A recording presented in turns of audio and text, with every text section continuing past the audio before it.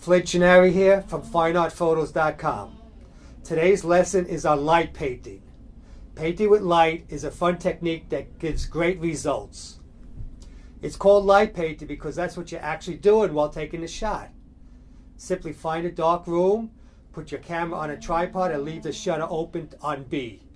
You're going to create a long exposure and then you illuminate what you want to be seen. We work in the dark, so you can't see this lovely lady, but her fiancé says she's got a heart. For me, light painting is always spontaneous, even when I'm commissioned. I see what colors I could apply to the surroundings and I go to work. Once you get experience, you will realize that you have the power to stop time.